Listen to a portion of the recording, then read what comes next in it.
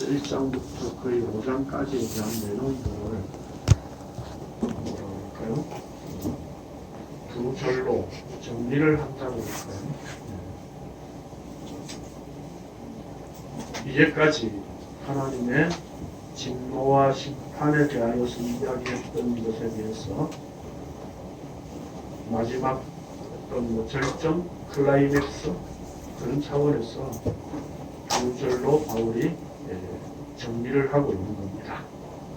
그렇기 때문에 오늘 이 두 절의 말씀은 이제까지 우리가 좀 짧게는 앞부분 5장 12절에서 19절까지의 말씀을 우리가 이렇게 듣고 정리되어야 좀 더 쉽게 이해할 수 있는 말씀이기도 합니다. 그렇지만 우리가 이렇게 간단하게 정리된 말씀을 통해서 바울을 통해 나타내시고 가시는 하나님의 그 은혜, 구속, 그 복음이 하나님의 의가 어떤 것인가를 확인할 수 있는 시간이 되었으면 합니다. 오늘 그래서 로마서 30번째 강론입니다. 제목은 율법과 은혜. 너무 많이 들어온 단어고 익숙한 용어죠. 근데 이걸 우리가 또 새삼스럽게 또 봐야 하는가 라고 싶기도 할 겁니다. 그렇지만 바울이 어떻게 결론 내리고 정리하고 있는가를 우리는 살펴봐야 하겠습니다. 교환을 보겠습니다. 모든 종교에는 경전이 있습니다. 그래서 그 경전의 내용대로 살려고 하는 것이 세상의 종교입니다. 세상의 종교가 그러하듯이 대부분의 기독교인들도 성경을 경전으로 이해하는 사람이 많습니다. 이제까지 이렇게 알고 있었다. 아닌가 해서 뭐 되게 다 이렇게 알고 있었죠. 네. 그래서 여기까지 온 겁니다. 그렇죠? 네. 그래서 우리도 기독교의 경전은 성경이다. 그래서 늘 성경을 읽고 읽어야 뭐 그대로 살든지 말든지 할 거 아니에요. 그렇죠? 읽고 그대로 이렇게 행하면서 살아가는, 소위 말하는 지키는, 말씀을 지켜 행하는 거기에 우리가 익숙해 있었습니다. 그렇죠?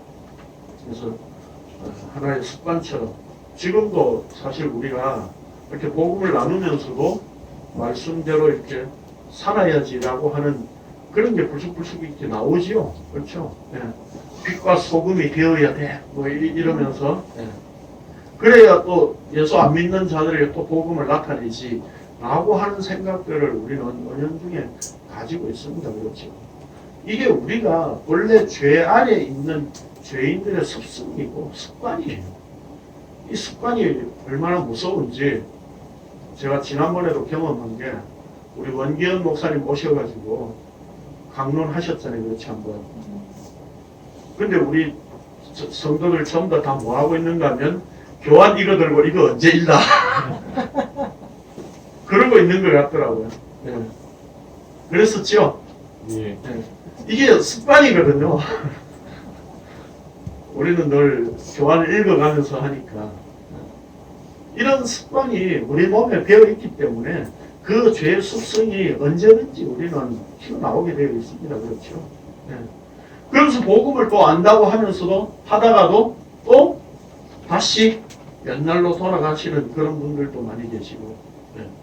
그러면서 그렇지 이거야. 이게 우리가 진짜 사는 맛이 나는 거고 이게 신앙생활 하는 거지 하는 그런 율법 지킴 그것을 또다시 이렇게 쫓아가는 그런 분들도 또 많이 계십니다. 그렇죠? 우리 교회에서도 또 그렇게 가신 분들이 또 계시고 네. 그러니까 이게 우리가 사실은 어떤 성경을 경전으로 삼고 있는 기독교의 어떤 허상이라 그럴까요? 그런 것을 우리가 지금 붙들고 있는 겁니다. 네.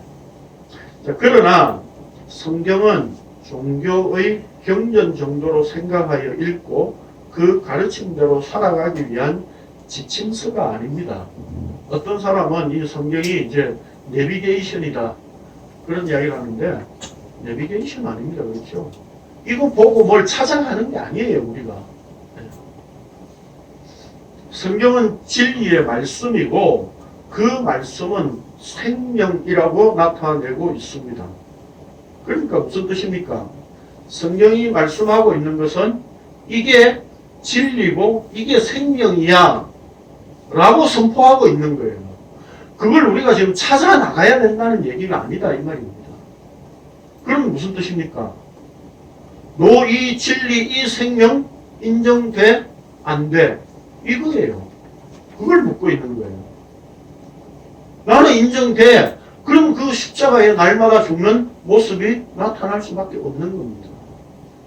이 말씀을 우리가 보고 공부해가지고 분석해가지고 우리의 삶에 어떻게 적용시켜야 되느냐 하는 문제가 아니다 이 말입니다. 그래서 예전에 제 설교를 사람들이 듣고는 저 설교가 어렵대요. 그리고 항상 하는 말이 왜 목사님은 적용이 없습니까? 적용이 뭐예요? 적용이 성경을 풀어가지고 이렇게 하십시오 이렇게 하지 마십시오 그게 적용이잖아요. 그렇죠? 저는 뭘 이렇게 하라 저렇게 하라는 말이 없잖아요. 결론이 늘 이게 십자가 복음입니다. 이게 생명입니다. 이게 진리입니다. 라는 선포를 할 뿐이죠. 그렇죠? 근데 요즘은 제 설교가 어렵다는 분들이 별로 없으신 것 같아요. 아마 김성수 목사님의 공로 때문인 것 같아요. 김성수 목사님 설교가 워낙 어렵다 보니까 제 설교가 쉽다고 그러더라고요. 그래서 제 로마서 강론을 공부를 하고 가서 김성수 목사님 설교를 들으면 이해가 된대요. 뭘 위해서 강론을 하는 건지 제가 모르겠습니다. 그 강론을 들으라고 하는 것은 아니고 우리가 말씀을 제대로 이해하자는 뜻입니다. 자, 그래서 진리의 말씀이고 그 말씀은 생명입니다. 이 생명 인정돼 안 돼? 이것을 묻고 있는 거예요. 자, 이런 점에서 우리가 성도가 되었다는 것은 단순히 성경을 문자적으로 이해하고 지켜 행하는 삶이 아니라 생명으로 전환되어져서 성경 말씀을 통해 죄가 무엇인지 의가 무엇인지 아는 존재가 되었다는 것을 의미합니다. 그러니까 제가 늘 말씀드리듯이 성도들 오늘날 우리가 성도들은 어떤 모습이라고요?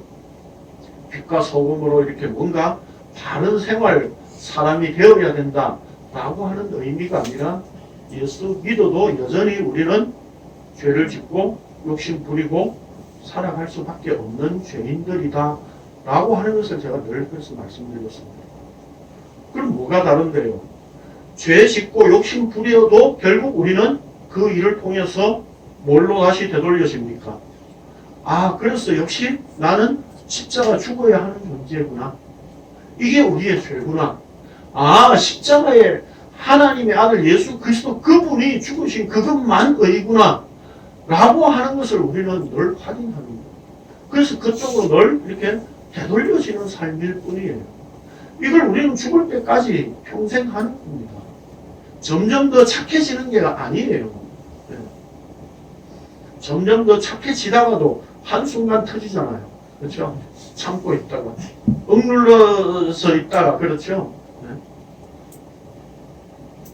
그런데 나이가 들면 그 성질을 부릴 기력도 없으니까 이제 텀이 좀 길어질 뿐이죠. 그렇죠?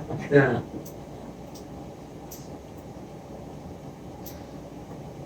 그리고 살다 보면 귀찮잖아요. 그렇죠?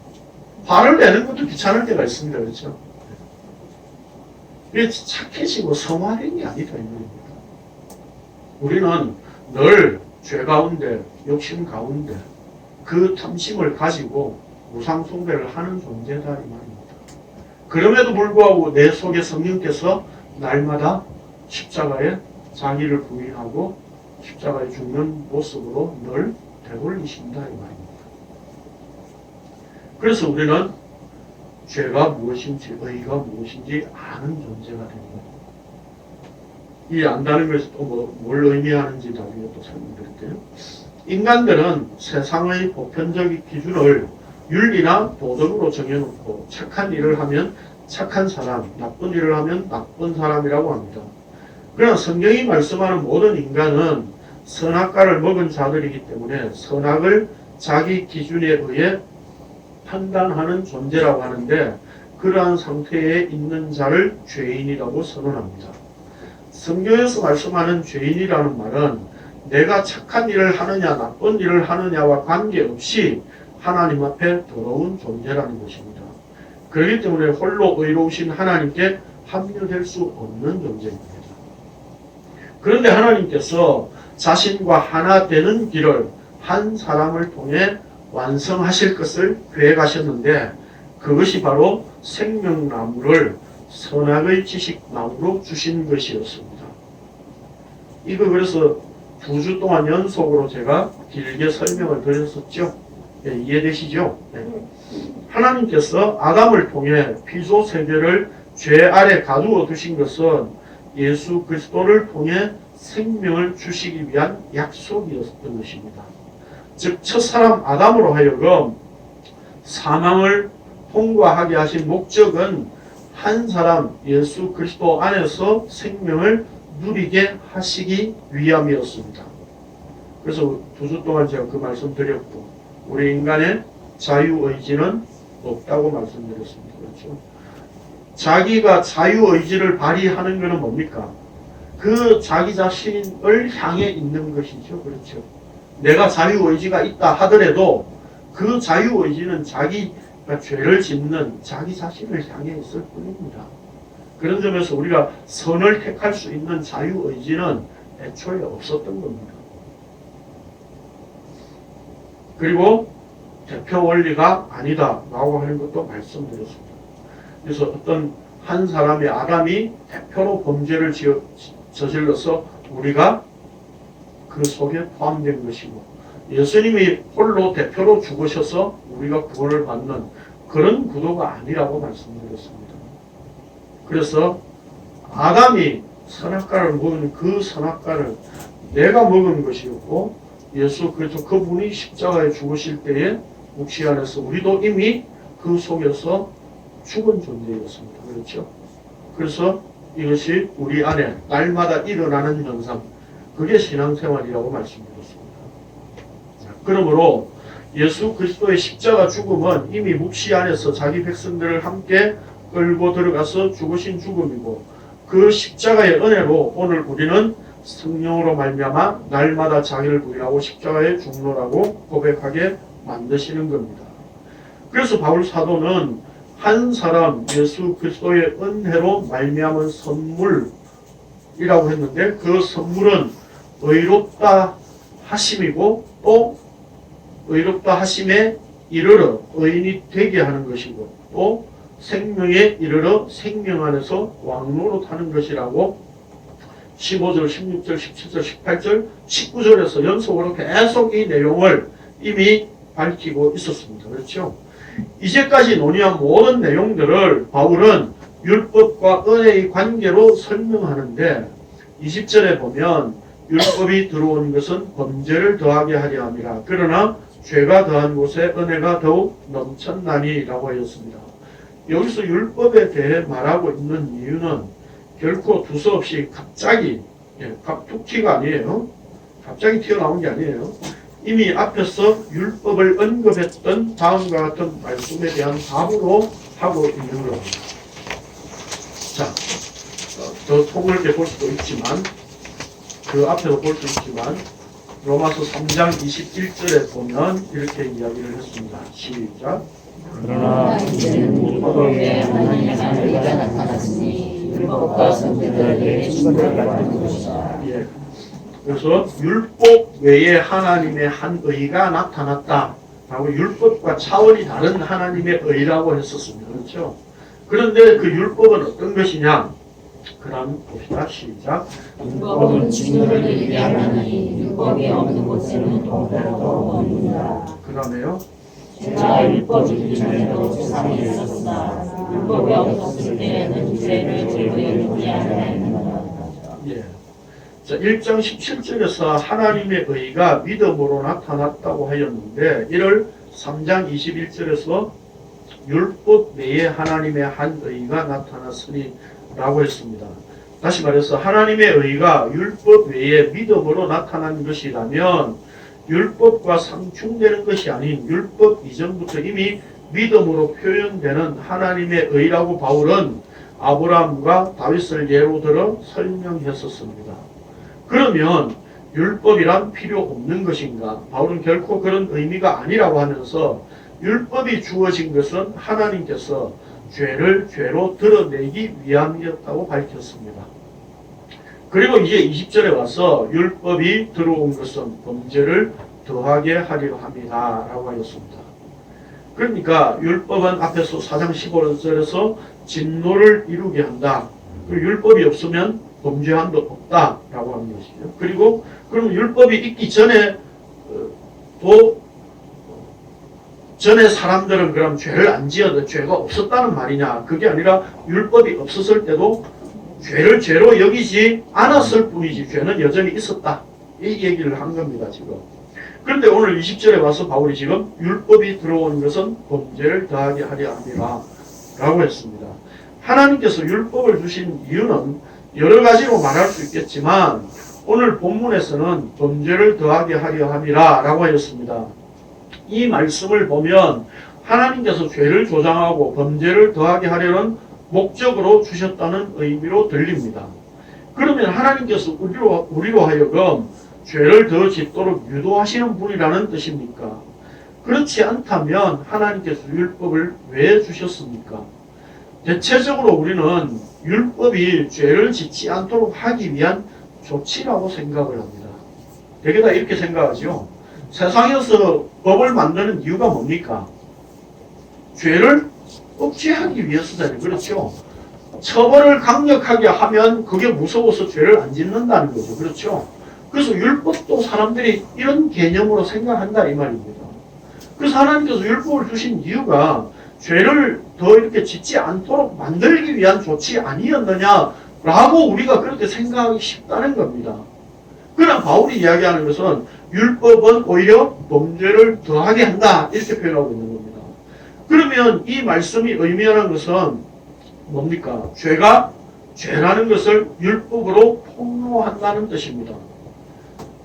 쉽게 예컨대 예를 들자면 이런 이야기죠. 전에도 말씀드렸는데 그냥 이렇게 차도에 사람들이 막 이렇게 막 건너 다녀요. 그렇죠? 차는 다니고. 그런데 거기에다가 횡단보도를 이제 딱 그어놓습니다. 이쪽으로만 이제 건너야 돼. 라고 횡단보도를 만들어 놓는다 이 말입니다. 그러면 이제 횡단보도로 아닌 곳으로 가면 그게 뭡니까? 죄가 되는 거죠. 그렇죠? 그러니까 율법의 기능이 바로 그런 역할을 한다 이 말입니다. 이해되십니까? 예화가 더 이해 안 되시는 거 아닌가요? 예. 그러니까 무단횡단하는 것이 죄인 줄 몰랐는데 횡단보도를 끊어놓고 나니까 이제 무단횡단하는 것이 죄야 라고 하는 것이 드러났다 이 말입니다. 율법이라고 하는 것은 바로 그런 기능을 한다 이 말입니다. 오늘 오후에 제가 또 하겠습니다. 로마서 그래서 7장 7절에 보면 율법에 대해 이렇게 기록을 하고 있습니다. 시작. 너는 우리가 무슨 말을 하며 율법이 죄냐 할 수 없느니라. 율법으로 말하면 자분들 내가 죄를 알지 못하였으니 곧 율법이 탐내지 말라 하지 아니하였더라면 내가 당신을 알지 못하였으리라. 율법이 없었기 때문에 죄가 없었다는 것이 아닙니다. 뿐만 아니라 율법이 없을 때는 아무리 죄를 지어도 죄가 안 된다는 말도 아닙니다. 단지 죄가 죄인 줄 몰랐던 것입니다. 율법을 통해 하나님과의 관계에서 우리가 얼마나 더러운 죄인인가를 보이고 알리신다는 의미입니다. 죄를 짓는 것은 인간이 외부로부터의 강압과 유혹에 넘어가서 행한 결과가 아니라 우리는 죄를 이런 걸로 생각을 하지요, 사실은. 우리가 본래 어떤 권세에 붙잡혀 있기 때문이라는 죄의 본질을 율법으로 선명하게 드러내시는 것입니다. 율법에서 하라는 것과 하지 말라는 것으로 죄에 대하여 설명하니까 인간들은 자기 행위로 죄를 발생시키지 않으려고 노력하고 있었습니다. 그게 누굽니까? 이스라엘이었죠. 그렇죠? 그게 바리새인들이 있고 서기관들이었고 그들이 바로 모든 죄인들의 대표적인 모습이었죠. 바울이 이미 말한 대로 썩어지지 아니하는 하나님의 영광을 썩어질 사람과 새와 짐승과 기어다니는 동물 모양으로 우상으로 바꾸는 자들이었습니다. 이것이 바로 선악과를 먹고 선악의 기준을 자기 중심적으로 가진 죄인들의 모습이고 이스라엘의 모습이며 곧 우리들의 모습이라고 율법이 폭로하고 있는 것입니다. 그러니까 율법을 하나님께서 주시니까 인간들은 어떻게 하더라고요? 아, 하나님 우리 한번 지켜볼게요. 그런 모습으로 나오더라 이 말입니다. 그게 뭐라는 겁니까? 그게 바로 죄라는 겁니다. 결국 율법을 통해 보니까 내가 죄인이기 때문에 죄를 좋아할 뿐만 아니라 죄가 나의 주인으로 나를 주장하고 있고 나는 죄의 노예였다는 것이 드러나고 말았습니다. 예전에는 그 성에 대한 문제를 드러내놓고 말하지 않았지만 한때 성교육의 신선한 바람을 일으킨 사람이 있었죠. 구땡땡 선생이라고. 네. 그래서 교육으로 성적인 범죄를 제어할 수 있다고 했습니다. 그렇죠? 성에 대해 잘 알면 죄를 덜 짓습니까? 결코 그렇지 않습니다. 그렇죠? 성매매를 단속하면 없어지는 것이 아니라 다른 방식으로 더 교묘하게 은밀한 수법으로 바뀔 뿐입니다. 이를 소위 풍선 효과라고 그러죠. 여기 누르면 저쪽으로 튀어나오게 되어 있는 겁니다. 알면 알수록 우리는 더 교묘하게 피해갈 잔머리를 굴리는 존재입니다. 그런 존재입니다. 그래서 흔히 범죄자들은 전과가 더해갈수록 교도소에서 더 완벽한 방법을 배워 나온다고 하잖아요. 그렇죠? 그래서 그들은 교도소를 학교라고 하는 거예요. 내가 이제 너무 미숙했어. 이번에 가서 이제 좀 더 확실하게 배워야지. 그래서 학교라고 하는 겁니다. 법무부 혜택의 학교. 우린 다 교육부 그 혜택을 받는 학교를 나오셨죠, 다. 네. 그리고 전과가 누적되는 것을 별을 단다 그러면서 스타라고 자랑하죠. 이게 죄인들의 모습입니다. 그게 단순히 교도소에 있는 사람들만이 아니라 모든 인간들이 죄에 대해서 이렇게 생각을 하고 있다는 겁니다. 이렇게 인간은 본성적으로 하늘의 것을 거부하는 죄의 본성을 가진 존재입니다. 그래서 죄가 더한 곳에 은혜가 더욱 넘쳤나니 라고 말씀합니다. 우리 성경에서는 은혜가 더욱 넘쳤나니 라고 하였는데 이걸 좀 더 이렇게 언어에 가깝게 번역을 하면 더 엄청나게 풍부하다 이런 뜻입니다. 네. 그러니까 우리는 이렇게 넘쳤다라고 하는 말이 그냥 감이 잘 안 오잖아요. 그렇죠? 이걸 직역을 하면 더 엄청나게 풍부하다 그런 뜻입니다. 그런데 여기 15절에서 넘쳤느니라 라고 했지요. 15절에서 15절에 보면 더욱 하나님의 은혜와 또한 한 사람 예수 그리스도의 은혜로 말미암은 선물은 많은 사람에게 넘쳤느니라 그랬죠. 이 여기서 넘쳤느니라 라고 하는 말은 헬라어로 페리슈어예요. 근데 여기 20절에서 쓰고 있는 더욱 넘쳤나니 라고 하는 말은 비교 최상급으로 페르페리슈어라고 하는 말이에요.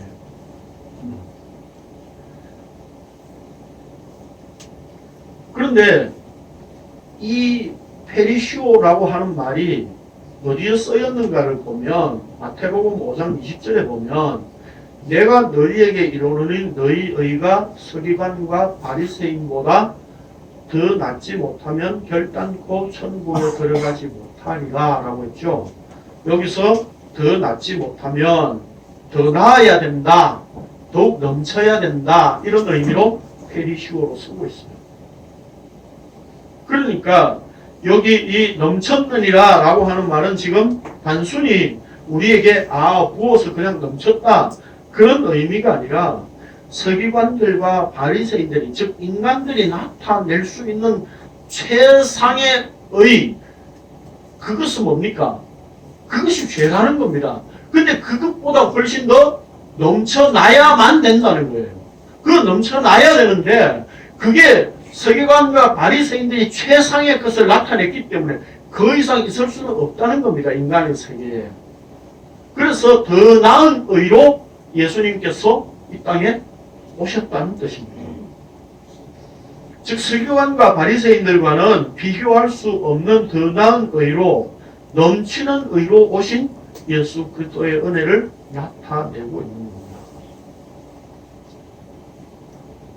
또한 본문에서 율법이 들어온 그랬죠. 율법이 들어온 것은 이렇게 말했는데 여기 들어왔다는 이 말이 그냥 보통 말이 아니에요. 헬라어 성경에 보면 파레이세코마이라고 쓰고 있는데 이 정확하게 번역을 하면 나란히 들어오다, 곁에 들어오다라고 하는 뜻입니다. 율법과 함께 나란히 들어왔다는 겁니다. 뭐가요? 네? 그 다음에서 얘기하고 있잖아요. 그렇죠?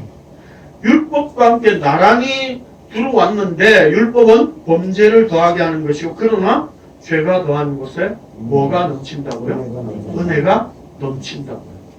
그러니까 율법과 함께 뭐가 들어왔다는 겁니까? 은혜가 들어왔다는 겁니다. 자, 이 문제를 우리가 좀 생각해야 됩니다. 율법이 들어올 그때에 은혜가 같이 들어왔다는 말이 아닙니다. 이 말은. 이것은 이미 창세기에서 말씀하는 것을 암시하고 있는 말씀입니다. 이렇게 보니까 우리가 창세기에서 본 것이 비로소 확인되는 순간입니다. 제가 2주에 걸쳐서 지금 선악과 이야기를 하고 한 사람 이야기를 했었잖아요. 그렇죠? 예, 그래서 그때 그 선악과가 어떤 나무였었어요? 동산 중앙에 있는 나무가 2나무가 아니라 한 나무라고 그랬죠? 생명나무가 선악을 알게 하는 나무로 세워져 있었던 겁니다. 그렇죠? 예. 그러니까 그 안에 뭐가 다 들어있는 거예요? 율법과 은혜가 함께 들어있었던 겁니다. 예. 자, 봅시다.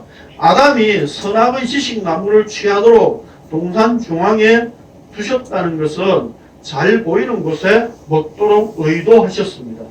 그런데 그 나무가 단순히 선악을 알게 하는 지식 나무가 아니라 생명의 나무가 선악을 알게 하는 지식 나무로 있었다는 것이 어떤 의미인지 이 말씀을 통해 우리는 더욱 분명히 알 수 있게 된 겁니다. 즉 하나님께서는 애초에 선악의 지식 나무를 취하지 말라는 율법을 통해 생명을 은혜로 주시고자 하신 의도가 있었다는 겁니다. 그러니까 생명나무가 선악을 알게 하는 나무로 있었다고 그랬잖아요. 그렇죠? 그러면 선악과를 먹지 마라고 했던 그게 뭡니까? 율법이었잖아요. 그렇죠? 그런데 그거 먹지 마, 먹으면 죽는다라고 하는 그 죽음을 통해서 결국 하나님께서는 뭘 주시려고 했다는 겁니까? 생명을 주시려고 이미 계획하고 있었다는 겁니다. 그럼 그 생명을 주신다는 건 뭐예요? 하나님의 은혜라는 겁니다. 그러니까 애초부터 지금 율법을 주신다는 의미 속에는 율법이 들어왔다는 의미는 그 속에 은혜도 같이 들어왔다는 의미예요. 이해되시죠?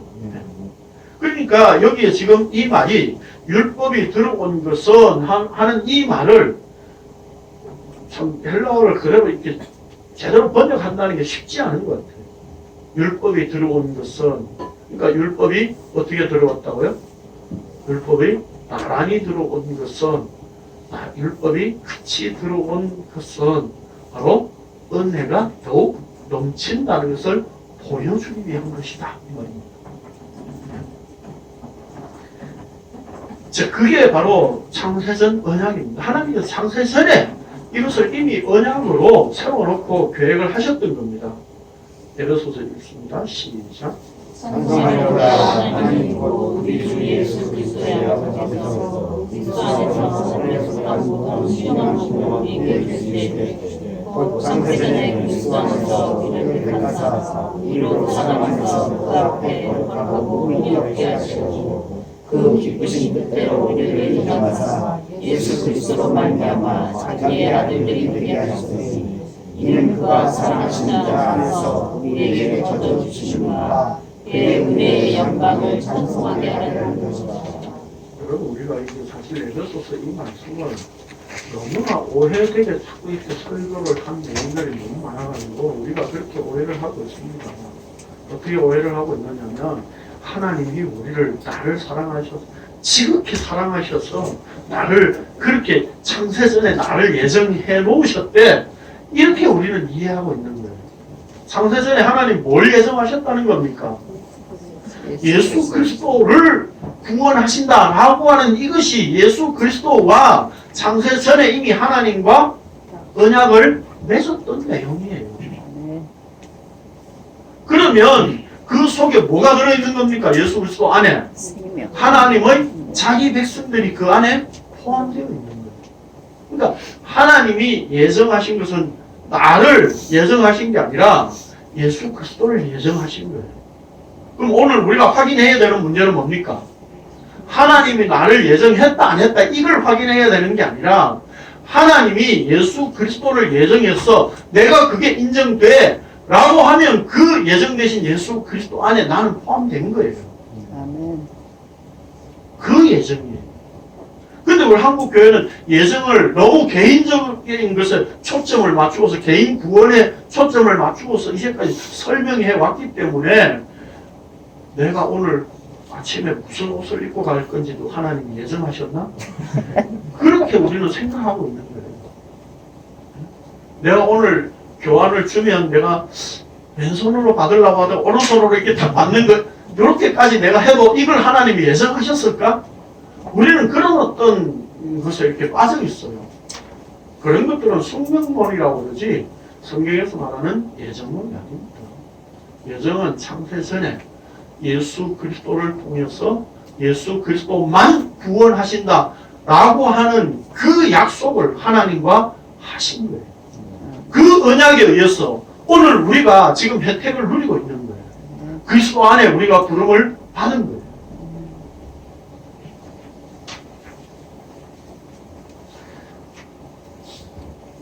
이제 바울 사도는 더욱 넘친 은혜로 말미암아 어디에 이르게 되는가를 다시 한번 더 이는 죄가 사망 안에서 왕노릇한 것 같이 은혜도 또한 의로 말미암아 왕노릇하여 우리 주 예수 그리스도로 말미암아 영생에 이르게 하려 함이라 라는 말씀으로 클라이맥스를 장식합니다. 은혜도 또한 의로 말미암아 왕노릇한다고 하였는데 사망의 지배를 받는 것이 아니라 이게 사망이 다스리는 것이 아니라 이렇게 했다가 이렇게 수렴하는 바람에 문장이 좀 사망의 지배를 받는 것이 아니라 하나님의 은혜와 의가 성도를 다스리신다는 의미입니다. 하나님께서 우리에게 복음을 주셨다는 것은 우리의 죄를 먼저 보게 하시고 그 가운데서 하나님의 은혜됨을 인정할 때에 하나님의 은혜만 진정으로 드러나게 된다는 뜻입니다. 우리가 십자가를 알게 되었다는 것은 죄 가운데서 하나님의 은혜를 아는 것입니다. 이 죄 가운데서 하나님의 은혜를 알게 하시기 위하여 생명나무를 선악을 알게 하는 나무로 동산 중앙에 세워 놓으셨고 그래서 아담이 그걸 먹고 죽음을 통과하게끔 한 그것이 바로 예수 그리스도의 십자가 죽음을 우리에게 알려주신 내용이었다 이 말입니다. 이게 창세전에 하나님께서 계획하셨고 약속하셨던 내용이었다 이 말입니다.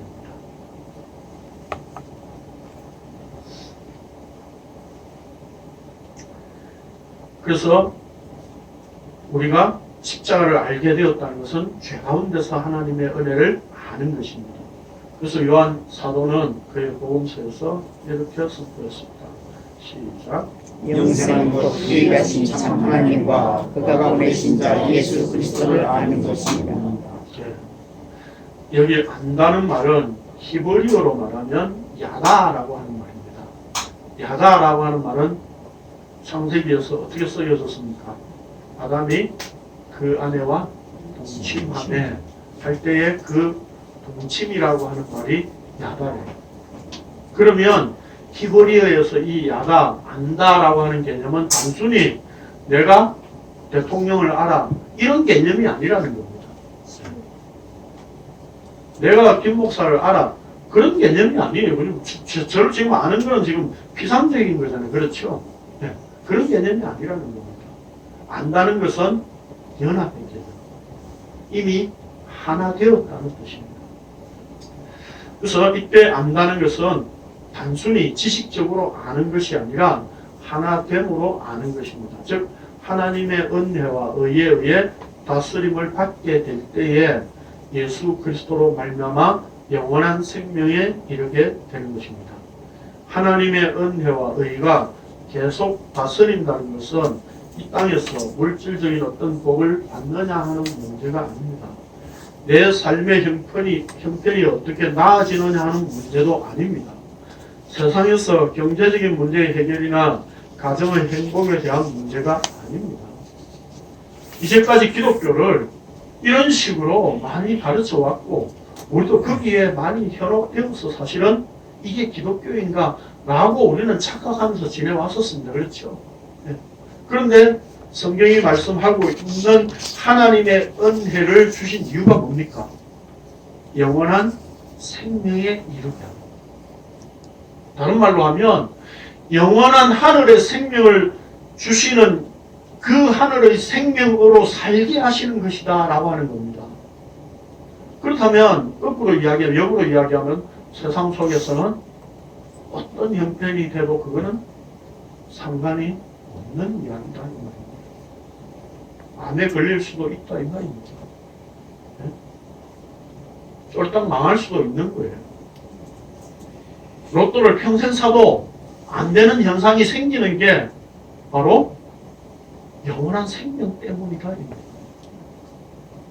오늘 우리가 세상에서 어떤 형편으로 좋아지느냐, 나아지느냐, 행복해지느냐 하는 문제가 아니라는 겁니다. 그런데 오늘날 복음을 자꾸 이런 식으로 설명을 하는 거죠. 예? 고지론으로. 예? 하늘의 복을 이 땅의 복으로 자꾸 설명을 하고 있는 거죠. 예? 그래서 우리는 그 하나님의 복을 받으려고 그 복 때문에 사실 우리는 주일 성수를 엄청나게 해왔었잖아요. 그렇죠? 빠지지 않고 해야 돼. 그 예배도 우리가 거룩하게 드려야 돼. 이제까지 그런 어떤 종교적인 행위를 가지고 복을 받으려고 해왔잖아요. 근데 성경은 뭐라고 이야기합니까? 사도행전 17장에 보면 하나님은 우리의 것을 받는 분이 아니라 주시는 분이라고 했습니다. 우리가 하나님을 섬기는 게 아니잖아요. 예수 그리스도 그분이 이 땅에 오셔서 섬기신 거예요. 어떻게 섬기셨어요? 자기 목숨을 십자가의 대속물로 내어주시는 섬김을 하셨다니까요. 근데 우리가 어떻게 하나님을 섬겨요? 네?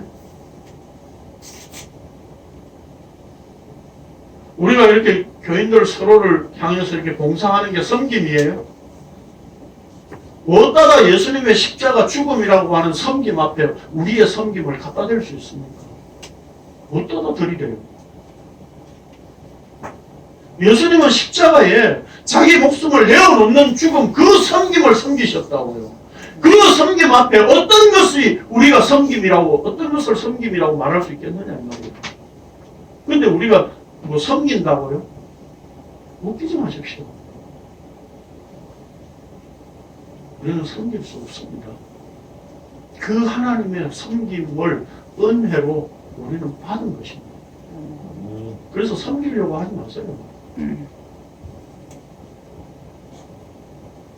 그래서 우리는 예배도 무슨 섬기고 하나님을 섬기는 어떤 차원이라고 생각합니다. 그래서 제가 우리 교회, 조선교회에서는 예배라는 말을 제가 안 씁니다. 뭘 예배를 해요, 예배를. 네? 하나님께서 이렇게 은혜를 베푸신 것을 말씀으로 모여서 우리는 서로 말씀 나누는 것을 통해서 확인하는 거예요. 확인하는 거. 우리 오늘 예배 찬송을 뭐 사부로 이렇게 멋지게 부르면 하나님이 받으시나요? 네? 그거 안 받으십니다. 네?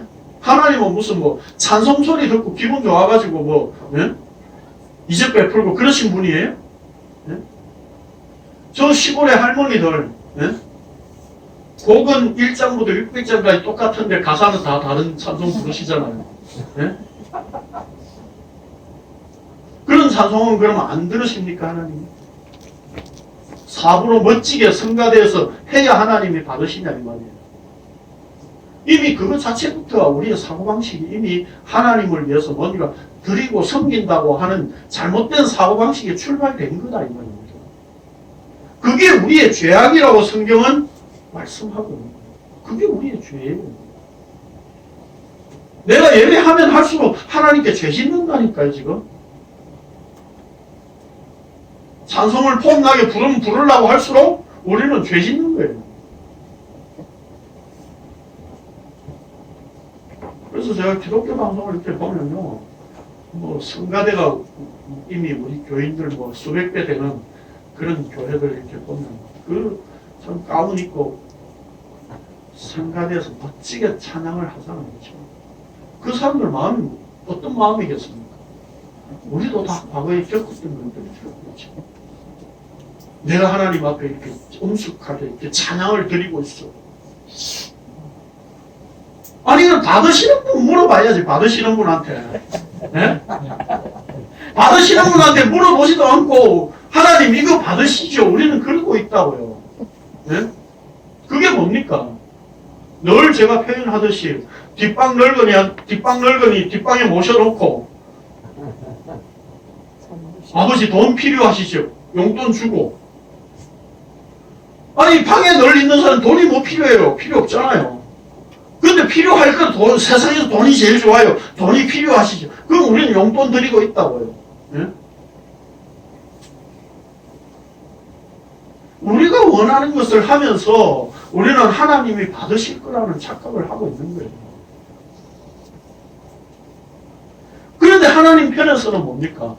우리에게 가장 필요한 게, 가장 중요한 게 무엇이라고 알고 계시는 거예요. 십자가 대속의 죽음이라고 하는 이 은혜가 필요하다는 것을 하나님 편에서는 아시고 하나님 편에서 조치를 다 취하셨던 겁니다. 우리는 우리의 필요조차도 몰랐던 존재였다는 거예요. 그러다 보니까 우리는 교회 와서도 자기 필요한 것을 기도로 이렇게 하나님 앞에 내까리고 하나님 들어주실 거죠, 들어주실 거죠. 협박하고 말이죠. 이거 들어주시면 내가 이번 주에 꼭 나올게요. 이런 거죠. 늘 거래하고 흥정하면서 그 하나님 앞에 하나님 이번 것만 해결해 주시면 그 다음부터 내가 주일 성수 철저히 하겠습니다. 되도 않은 이런 허위 약속, 공수표 반발하면서 말이죠. 그러면서 우리는 하나님을 섬긴다고 이야기하고 있습니다.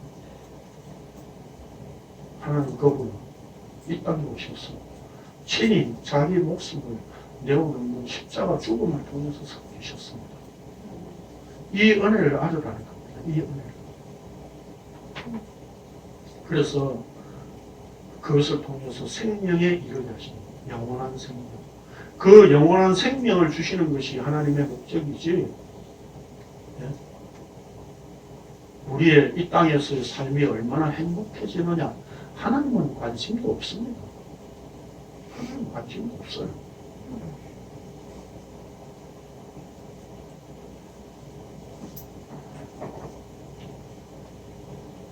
제가 지난주에도 이렇게 어떤 기독교 방송에 설교를 듣다 보니까 교인들 얼굴이 전도지래요.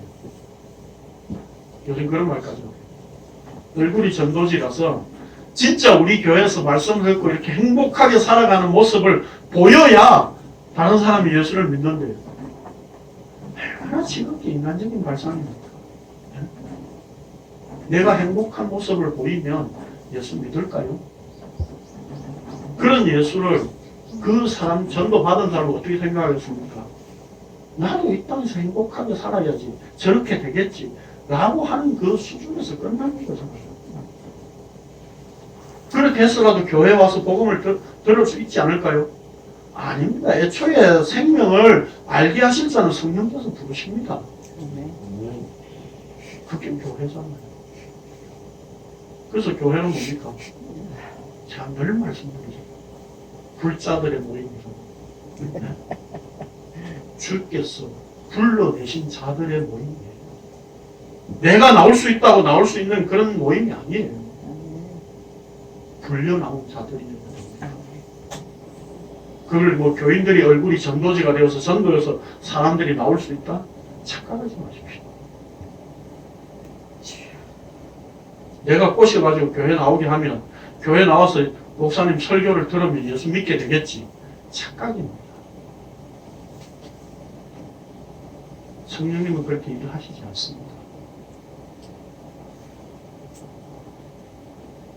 자기 백성이 될 자는 예수 그리스도 안에 십자가에 끌고 들어와서 죽이시고 또 다시 살리시는 이 역사를 성령께서 친히 일으키십니다. 그래서 여기 죄의 능력보다 더 강력한 하나님의 은혜와 의가 우리를 계속 다스리신다는 것은 예수 그리스도 안에서 생명으로 하나 되는 것입니다. 그러므로 은혜란 자격 없는 자에게 공짜로 베푸신 것입니다. 내가 죄를 다루고 움직였던 것이 아니라 나는 죄의 노예였습니다. 죄는 우리가 이길 수 있는 것이 아니었고 또한 거기서 벗어날 수 있는 처지도 아니었습니다. 죄의 지배를 받는 이 상태에서 누군가 나를 건져내 주지 않으면 안 되는 것이었습니다. 그렇기 때문에 예수 그리스도께서 오셨고 그분의 십자가로 말미암아 우리를 은혜가 의로 왕노릇하는 영생의 상태에 두실 수 있게 되었습니다. 바울은 갈라디아서에서도 이렇게 말씀하고 있습니다. 시작. 그러면 율법이 하나님의 약속과 반대되는 것이냐 결코 수 없느냐. 만일 능히 살게 하는 율법을 지켰다면 의가 반드시 율법으로 말미암았습니다. 그러나 성경이 모든 것을 자유하게 두었으니 이는 예수 그리스도를 믿음으로 말미암는 약속을 있는 자들에게 주옵니다. 믿음이 오기 전에 우리는 율법 아래 있는 바 되고 그리스도의 믿음의 때까지 갖췄느니라. 이같이 율법이 우리를 그리스도께 인도하여 성교사가 되어 우리가 믿음으로 말미암아 그리스도와 함께 하려 합니다. 거기 초등 교사라고 되어 있죠.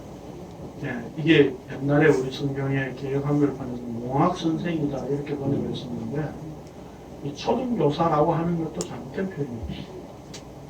여기에 이 초등교사라고 하는 말의 의미는 훈육선생이다. 그러면 노예가 그 아이를, 주인의 아이를 학교까지 어떤 일이 있어도 주변에 어떤 방해가 있더라도 그 주인의 아이를 학교까지 데리고 가고 집에까지 데리고 오는 그 역할을 하는 사람이 초등교사, 몽학선생 이렇게 번역을 한 겁니다. 그래서 어떤 교수는 이걸 훈육주의입니다 이렇게 표현을 하던데 어쨌든 이 말은 무슨 얘기냐면 율법이 초등교사가 된다는 말은 반드시 예수 그리스도 앞으로 예수 그리스도에게로 끌고 가는 역할을 한다는 겁니다. 그 임무를 어떤 방해, 주변에 어떤 방해가 있더라도 반드시 해내는 것이 바로 율법의 역할이라는 말입니다. 그러니까 우리는 율법을 통해서 내가 뭐 지켜서 뭘 행해야 된다라고 생각하는 게 아니라 바로 그 율법을 통해서 예수 그리스도를 보고 그 예수 그리스도 안에 생명으로 합류되는 자리까지 우리를 끌고 가는 것입니다. 그게 율법의 역할이에요. 그래서 그 예수 그리스도와 더불어 죽는 것으로서 하늘의 생명을 누리게 되는 겁니다. 이걸 은혜라고 합니다. 이 은혜를 우리에게 보여주시기 위하여서 하나님께서 에덴 동산에 생명나무를 선악을 알게 하는 나무로 두셨던 겁니다. 그래서 하나님께서는 이미 은혜를 베풀 것을 계획을 하시고 죄 가운데서 하나님의 은혜를 확인하도록 그렇게 역사를 이끌어 오셨고 약속하셨던 겁니다. 그래서 우리는 날마다 이렇게 십자가에 의해서 죽는 것이 바로 은혜라고 하는 것을 우리는 확인할 수밖에 없는 겁니다. 아멘. 여러분 최근에 뉴스 나온 거 보셨습니까? 영동에 우리 초등학교 학생들이 무더기로 죽었다고 하던데 피구하다가 왜냐하면 금발 봐가지고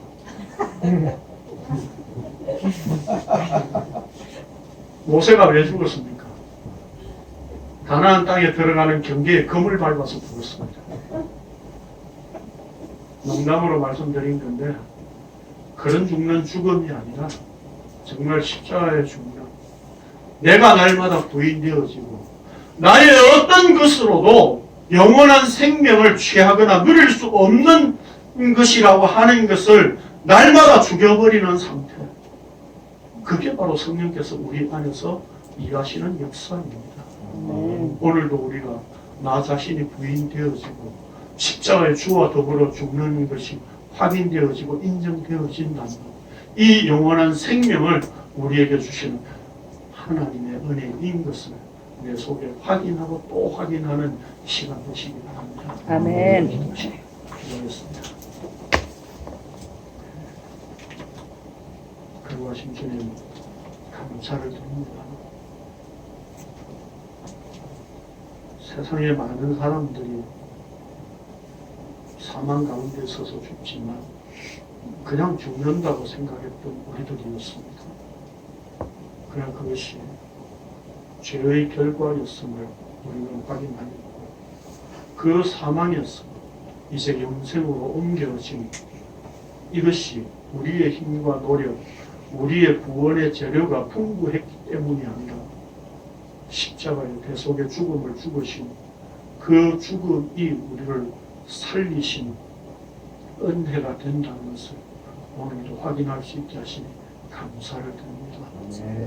주님 오실 때까지 우리가 날마다 죄를 지을 수밖에 없는 존재지만 그 죄 가운데서 십자가 은혜를 날마다 확인하고 또 확인하여서 죄성을 가진 인간이 매일 죽는 것을 경험하는 것을 통해서 하나님의 은혜를 십자가로 말씀에 의해 확인할 수 있는 저희들 되게 하여 주옵소서.